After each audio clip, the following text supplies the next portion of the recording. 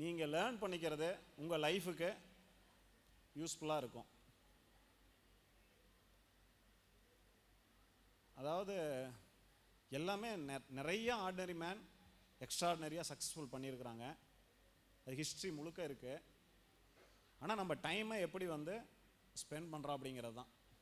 Time is money. 24 hours everybody got 24 எல்லாத்துக்கும் 24 மணி நேரம் தான் டைம் இருக்குது. ஸோ நம்ம டைமை எப்படி நான் அதை ஆப்டிமைஸ் பண்ணிக்கிட்டே இருக்கிறேன். இஃப் ஐ ஆம் பர்ஃபெக்ட், நான் பர்ஃபெக்ட் இன்ன வரைக்கும் திங்க் பண்ணல. நான் கரெக்டாக இருக்கிறேன் அப்படி நானே நான் திங்க் பண்ணல. ஐ நீட் டு கோ இன்னும் ஃபர்தர், இன்னும் இம்ப்ரூவ் பண்ணணும். ஸோ நான் ஒரு 20 years இங்கே இருக்கிறேன்னு வச்சுங்களேன். வாட் த இம்பேக்ட், அதாவது லைஃபோ அல்லது வந்து ஒரு நம்ம வச்சுக்குமா அதிகமாக இருப்பேன்ட்டு சங்கடப்படுவாங்க மற்றவங்களாம் கேட்டால், ஏன் கம்மி வயசு தானான்ட்டு. ஒரு 80 வயசு 90 வயசு இருக்கிற 100 வயசை எடுத்துக்குவோமே. ஆனால் 100 வேண்டாம், எவ்வளோ நாள் இருக்கிறங்கிறது ஏதோ இருந்துட்டு போகுது. 100 வயசு வரைக்கும் இருக்கிறோம். another 20 yearsக்குள்ளே, ஏன்னா இந்த காம்பவுண்டிங்னு ஒரு வார்த்தை இருக்குது. அது முடிஞ்சால் கூட இதில் ஏதாவது ஒரு இந்த ஸ்லைடை போட முடியுமா? ஒரு அனுப்பிச்சா போடலாமா? வாட்ஸ்அப்பு யாருக்கு அனுப்பிட்டோம்? சரி, ஃப்ளாக்லையா?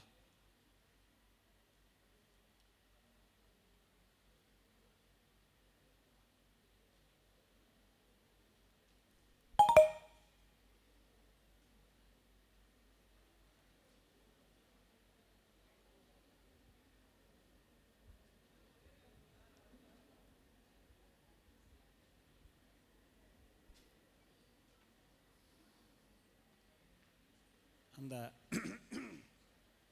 எல்லாருமே யங் ஏஜுங்க. நீங்கள் நிறைய பேர் வந்து பிலோ 30 இருப்பீங்க. இப்போ நான் நியரிங் 50. சரியா? So you have a lot of time. இன்னும் 50 வருஷம் இருக்குது. ஸோ இந்த மாதிரி இப்போ நான் இன்றைக்கி இருக்கிற இந்த லேர்னிங் அல்லது இந்த மாதிரியான ஒரு மைண்ட் செட் இன்றைக்கே இருக்கிறாங்க. நிறைய பேர் அந்த மாதிரி பசங்க இருக்கிறாங்க. இன்றைக்கி 30 yearsல வந்து இப்போ என்னுடைய நாலேஜை விட அதிகமாக இருக்கிறவங்க 30 yearsல இருக்கிறவங்க இருக்கிறாங்க. அதாவது லைஃப்பை பற்றியான அண்டர்ஸ்டாண்டிங் ஆகட்டும், அவங்களுடைய நாலேஜ் ஆகட்டும், 25 yearsல இருக்கிறவங்க இருக்கிறாங்க. சரி, it's okay, better late than never. ஓகேவா? ஆனால் இன்னும் 20 yearsக்குள்ளே what the impact I can create. சரியா? ஸோ இப்போ 300 பேர் இருக்கிறோம். நாளைக்கு 500 ஆகலாம், 1000 ஆகலாம், அது எனக்கு தெரியாது. சரியா?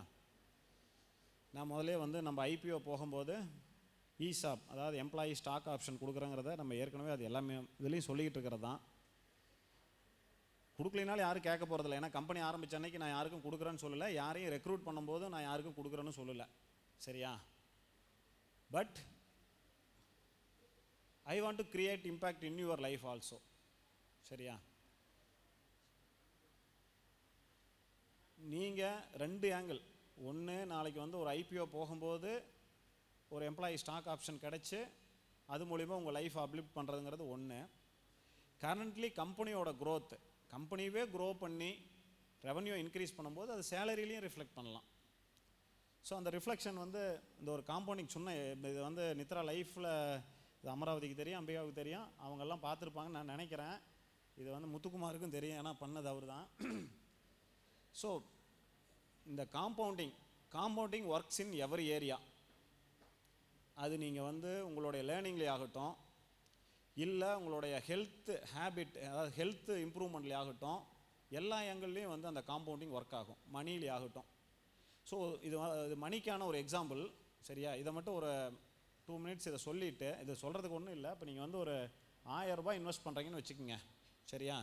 இப்போ நீங்கள் நான் சொன்ன 30 years ஆஃப் ஏஜில் நீங்கள் இருக்கிறீங்க. இன்னும் 40 years நம்மளுடைய ஒரு ரிட்டையர்மெண்ட் அல்லது வந்து ஏதோ பையனுக்கு நம்ம பையனுக்கோ குழந்தைகளுக்கோ சம்பாரித்து கொடுத்துட்டு போகிறோன்னு வச்சுக்கோங்க. இந்த பக்கம் இருக்கிறது பார்த்தீங்கன்னா இயர்ஸு. நான் ஏன் இந்த காம்பவுண்டிங் இது மணிக்கு சொல்கிறேன், லேர்னிங் அதே மாதிரி தான். லேர்னிங்கும் மறுபடியும் ரிட்டர்ன் கொடுக்கும். அது நீங்கள் மணியாக கொடுக்கலாம், உங்கள் ஹெல்த்தாக கொடுக்கலாம். எந்த ஏரியாவில் நீங்கள் ஒர்க் பண்ணுறீங்களோ, இப்போ நான் நிறையா படிக்கிறேன், என்னுடைய நாலேஜ் விரிவாகுது. இப்போ நான் எதுவுமே படிக்காமல் இருந்தேன்னு வச்சுக்கோங்க, இன்றைக்கி இந்த இடத்துக்கே வந்திருக்க முடியாது. நான் அடுத்தது நம்ம யூஎஸ் எப்படி போகிறதுன்னு கூட ஐ திங்க் ஆஃப் இட். நம்ம ப்ராடக்ட்டில் எந்த ப்ராடக்ட்டை அமெரிக்காவுக்கு எடுத்துகிட்டு போக முடியும், யூரோப்பியன் கண்ட்ரிக்கு எடுத்துகிட்டு போக முடியும். ஏன்னா நம்ம வந்து இங்கே வாங்குகிற ப்ரைஸை விட அங்கே 10x சார்ஜர் பண்ண முடியும், 100x கூட சார்ஜ் பண்ண முடியும். இப்போ இந்த வாரம் வந்து அந்த ஹிந்து பேப்பரில் வந்து சார்ஜ் பீன்ட்டு, அது கிட்டத்தட்ட $4 billion கம்பெனி. 4 சென்னை பாய்ஸ் தான். இத்தனைக்கும் அவங்க ஆர்டினரி இந்த மயிலாடுதுறை காலேஜில் படித்த 4 பேர், ஜோகோவில் சில பேர் ஒர்க் பண்ண ஆளுங்க. அவங்க சார்ஜ் பீன்னு ஆரம்பித்து $4 பில்லியன் வேல்யூவேஷன். இந்த வாரம் ஹிந்துவில் எழுதியிருந்தான், திங்கக்கிழமை ஹிந்துவை போய் எடுத்து பாருங்கள், தமிழ் ஹிந்துவை. அதில் வந்து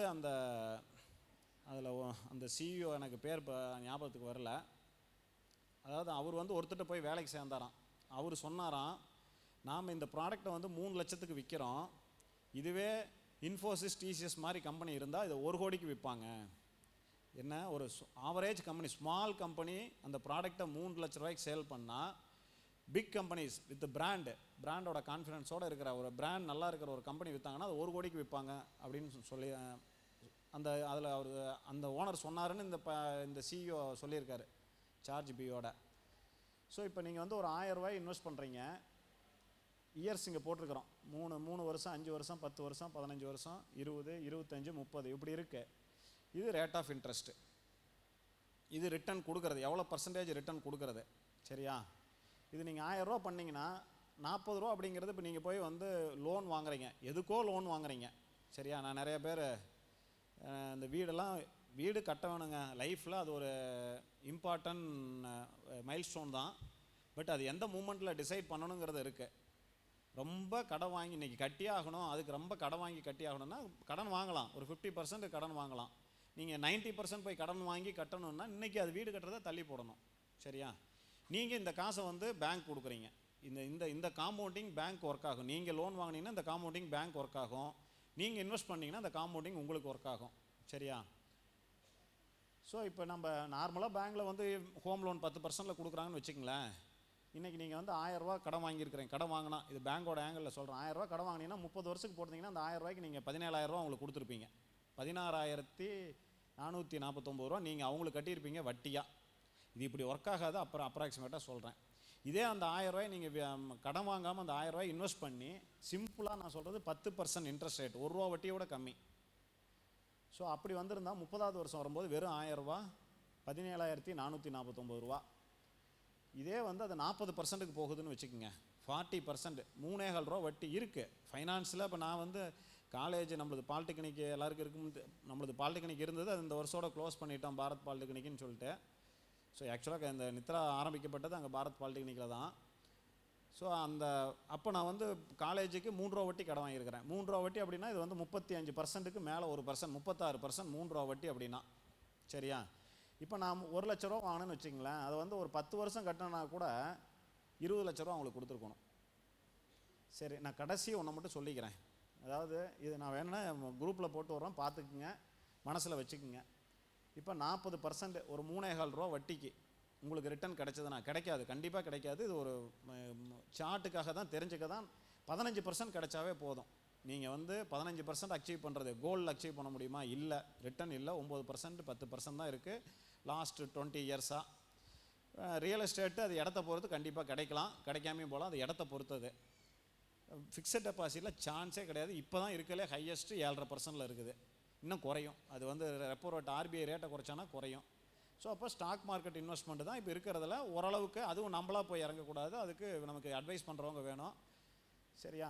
ஸோ இந்த 15% கிடச்சதுனா கூட, இப்போ நீங்கள் 30 வயசில் இருக்கிறீங்கன்னு வச்சுக்கோங்க, இன்றைக்கி 1000 ரூபாய் இன்வெஸ்ட் பண்ணியிருந்தீங்கன்னா கன்சிஸ்டண்ட்டாக அந்த 15% ரிட்டர்ன் கிடச்சதுன்னா அது 66,000 ரூபா. ஆனால் அந்த காம்பவுண்டிங் எங்கே கரெக்டாக ஒர்க் ஆகும்னா, இயர் அதிகமாக வெறும் 5 வருஷத்தில் வந்து 1000 ரூபா 1,600 ரூபா தான் ஆகுது. 15 வருஷத்தில் 4,000 ரூபா தான் ஆகுது. ஆனால் அடுத்த 15 வருஷத்தில் பார்த்தீங்கன்னா அது வந்து அதுக்கப்புறம் 3 மடங்கு ஆகுது. ஸோ இப்போ 1000 ரூபா இன்வெஸ்ட் பண்ணினீங்க அப்படின்னா 25வது வருஷத்தில் 40% கொடுக்குது. 3,000 ரூபா வட்டி வருஷம் கொடுத்துக்கிட்டே இருக்குன்னு வச்சுக்கங்களேன், 44 லட்ச ரூபா உங்களுக்கு கிடைக்குது. சரியா? ஆனால் இன்னொரு 5 வருஷம் தான் சேர்ந்துச்சுன்னு வச்சுக்கோங்க, 2 கோடி அடிஷனல் ஆகுது, 2,42 லட்சம் ஆகுது. அதனால தான் ஆல்பர்ட் ஐன்ஸ்டீன் சொன்னாராமா, compound interest is the 8th wonder of the world. சரிங்க, இது மணி வந்து எல்லாருக்கும் இன்ட்ரெஸ்ட் இருக்கும், அதனால் நான் இந்த ஒரு ஸ்லைடை சொன்னேன் அண்டர்ஸ்டாண்ட் பண்ணிக்கிறதுக்காக. லேர்னிங் அப்படி தான் ஒர்க் ஆகும். நீங்கள் யூடியூப்பை போய் பாருங்கள், உங்களுடைய ஃபீல்டில் என்ன வருதுன்னு பாருங்கள். நீங்கள் நாளைக்கு இல்லை நாலேஜை இம்ப்ரூவ் பண்ணி, உங்களுடைய கெப்பாசிட்டியை இம்ப்ரூவ் பண்ணி, நீங்கள் இங்கே ப்ரூவ் பண்ணி உங்கள் சேலரியை இன்க்ரீஸ் பண்ணிக்கிறீங்களா, இல்லை மதன் கௌரியோட வருமானத்தை இன்க்ரீஸ் பண்ணுறீங்களா அப்படிங்கிறத நீங்கள் முடிவு பண்ணுங்கள். சரியா? ஸோ நீங்கள் என்ன சேனல் பார்க்குறீங்கிறத நீங்கள் தான் டிசைட் பண்ணணும். உங்கள்கிட்ட தானே இருக்குது ஃபோனு. நீங்கள் என்ன சர்ச் பண்ணுறீங்களோ அல்காரிதம் கரெக்டாக தான் இருக்குது. கூகுளில் யூடியூப் அல்காரிதமாக எல்லாமே கரெக்டாக தான் இருக்குது. என்ன நீங்கள் சர்ச் பண்ணுறீங்களோ அது ரிலேட்டடாக கண்டென்ட் தான் உங்களுக்கு கொடுக்குறாங்க. So what you are searching. So இப்போ உங்கள் யூடியூப் ஃபீடை போய் பாருங்கள், அதில் என்டர்டைன்மெண்ட் வருதா, லேர்னிங்கானது வருதா. அது ஹெல்த் லேர்னிங்காக இருந்தால் தப்பு கிடையாது. ஈவன் வந்து ஒரு நேஷன் உங்களோட இன்ட்ரெஸ்ட் பார்ட்டு. நான் என்னுடைய லேர்னிங்கும் உங்கள் லேர்னிங்கும் ஒட்டுக்காக இருக்க முடியாது. நான் மேக்ரோ எக்கனாமிக்ஸை பற்றி நான் நிறையா பார்ப்பேன். மேக்ரோ எக்கனாமிக்ஸ்னால் கண்ட்ரீஸ் வந்து எப்படி வந்து இப்போ அமெரிக்காவோட எக்கனாமிக்ஸ் எப்படி இருக்குன்னு பார்ப்பேன். ரஷ்யன் எக்கனாமிக்ஸு இப்போ காசா 4னால என்ன அஃபெக்ட் ஆகும், சைனா என்ன மாதிரி ப்ளே பண்ணுறாங்க. ஸோ அந்த லெவல் ஆஃப் இதில் நான் பார்ப்பேன், மேக்ரோ எக்கனாமிக்ஸ் லெவலில் பார்ப்பேன். சரியா? அடுத்தது என்ன சொல்கிறது, மற்ற பிஸ்னஸஸ் எப்படி பண்ணுறாங்க, அவங்க என்ன புதுசாக இம்ப்ளிமெண்ட் பண்ணுறாங்க, மார்க்கெட்டில் என்ன காம்படிஷன் வருது, என்ன